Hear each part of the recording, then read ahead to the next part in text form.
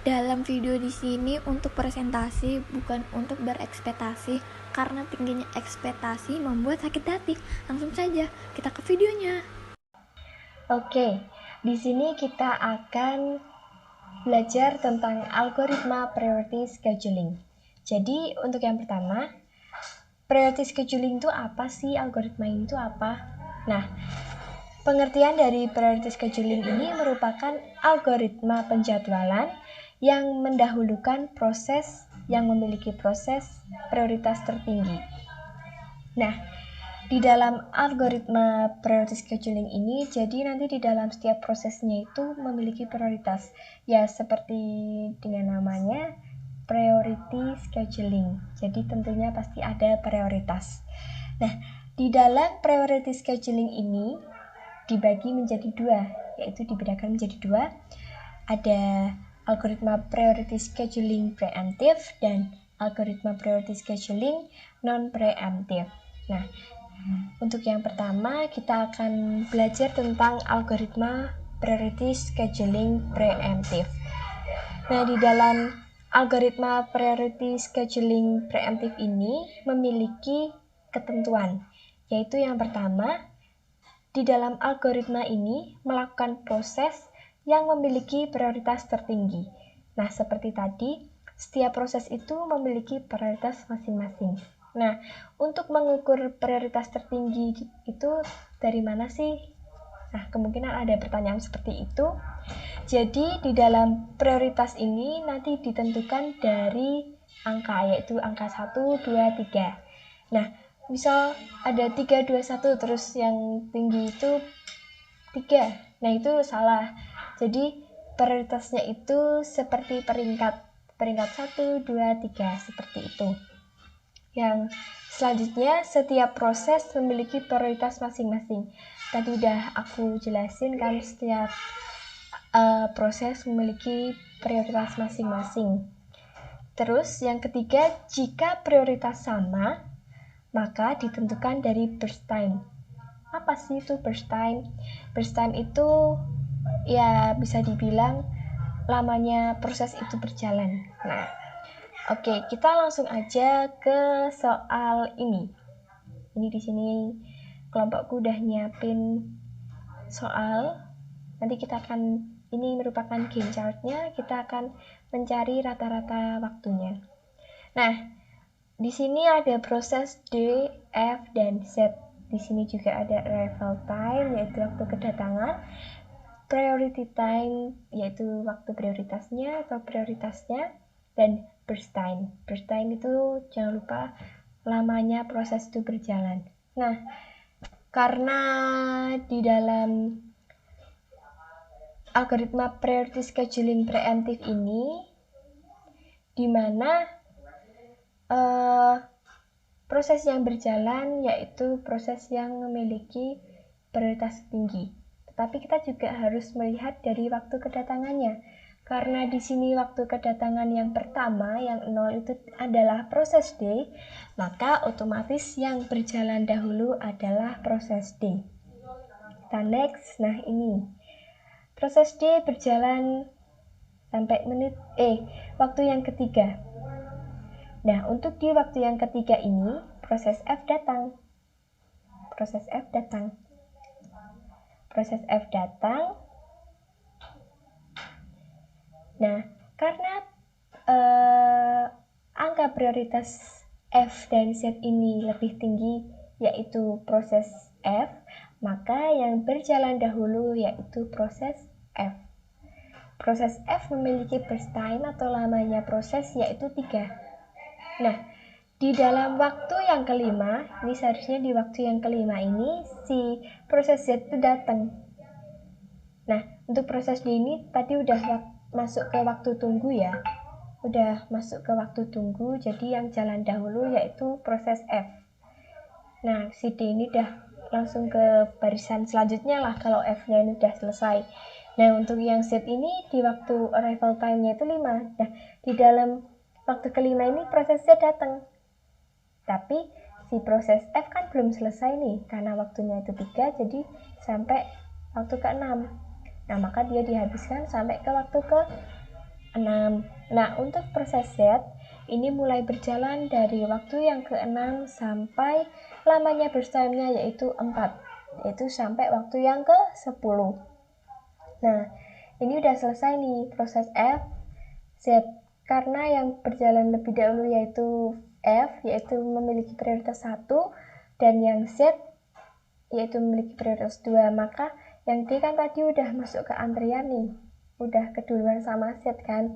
Nah, ini sisanya tinggal gilirannya si proses D. Karena tadi si proses D ini udah berjalan selama waktu yang ketiga, maka burst time-nya dikurangi 3, yaitu tinggal 7. Nah, si D ini mulai jalan lagi dari waktu yang ke-10 sampai waktu yang ke-17. Nah, begitu teman-teman. Nah, di sini kita akan menentukan gain chart-nya dan rata-ratanya. Nah, di sini ada tabel CT, TAT, WT. Itu apa sih? CT itu ya merupakan complication time, jadi waktu penyelesaian. Nah, ini kan tadi proses D selesai di waktu yang ke-17, maka yang dimasukkan ke sini yaitu angka 17. Nah, untuk proses yang F ini mana sih? Oh, ini. F ini selesainya di waktu yang ke-6. Ini 6. Masukkan 6. Dan seterusnya, sama juga dengan Z. Z itu sampai waktu keberapa sih dia selesai? Waktu ke-10. Nah, untuk di tabel selanjutnya yaitu ada TAT. Apa sih TAT itu? TAT merupakan turnaround time. Turnaround time itu apa ya? Ya, seperti itu. Turnaround time itu merupakan pengurangan dari waktu penyelesaian CT ini dengan waktu kedatangan. Nah, seperti ini kan udah dikasih rumus sama teman saya, yaitu TAT sama dengan CT min AT. AT itu arrival time. Nah, karena di sini CT-nya itu 17 kan, ini udah jelas. Terus arrival time-nya 0, berarti kan 17 kurangi 0 sama dengan 17. Dan seterusnya sama dengan prosesnya FZ. Terus untuk WT itu waiting time, tahu kan, yaitu waktu tunggu. Untuk WT-nya kita ambil dari hasil pengurangan turnaround time kurangi PT. PT itu apa sih? Burst time. Karena di sini yang proses D ini kan TAT-nya 17. TAT-nya 17, terus burst time-nya itu 10. Jadi 17 kurangi 10 sama dengan 7, dan sama seterusnya dengan F dan Z.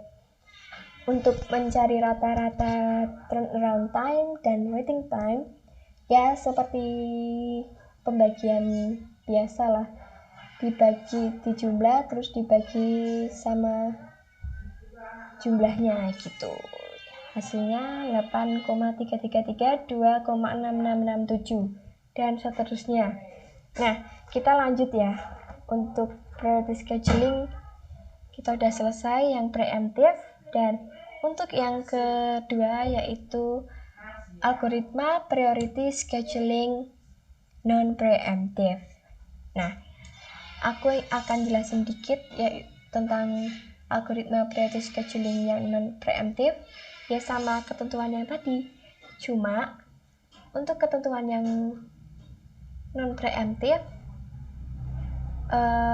bedanya dengan preemptive itu kalau prioritasnya sama maka ditentukan dari FCFS. Ini untuk yang non preemptive. Tadi kan yang preemptive, jika prioritas sama maka ditentukan dari burst time-nya. Nah, sedangkan untuk preemptive, untuk ketentuan 1 dan 2 itu sama. Untuk ketentuan yang ketiga, jika prioritas sama maka ditentukan dari FCFS. FCFS ini merupakan sebuah algoritma juga, algoritma penjadwalan. Jadi algoritma penjadwalan ini menekankan pada waktu kedatangannya. Jadi siapa yang datang dulu. Kalau prioritasnya sama, siapa yang datang dulu, nah itu yang dijalanin gitu. Nah, ini kita langsung aja ke soalnya. Untuk soal non preemptive itu sama seperti tadi, tapi di sini kita lihat ya, ada arrival time-nya itu sama. Terus prioritas time dan burst time. Nah, karena D dan F ini memiliki arrival time yang sama, jadi kita lihat dari prioritas time-nya. Prioritas time-nya ini D dan F, D3, F1, maka yang jalan dahulu yaitu yang proses F. Nah, untuk burst time dari atau lamanya proses untuk berjalan, burst time dari F yaitu 3. Jadi dia berjalan sampai ke menit yang ketiga. Nah, karena si F ini udah selesai nih, langsung jalankan yang proses D. D ini sampai yang burst time-nya yang ke 10. Terus selanjutnya proses Z. Nah, jadi lamanya proses selesai itu sampai waktu yang ke-17. Untuk Gantt chart non preemptive-nya sama seperti tadi. CT, TAT, WT. Untuk mencari TAT atau turnaround time yaitu complication time kurangi arrival time dan seterusnya. Oke. Seperti itu teman-teman, semoga penjelasan ini dapat bermanfaat bagi kita semua. Kami mohon maaf apabila di dalam penjelasan ini banyak kurangnya. Kita sama-sama belajar. Terima kasih. Sekian presentasi dari kami. Ayu Ting Ting is eating. Thank you for everything. See you.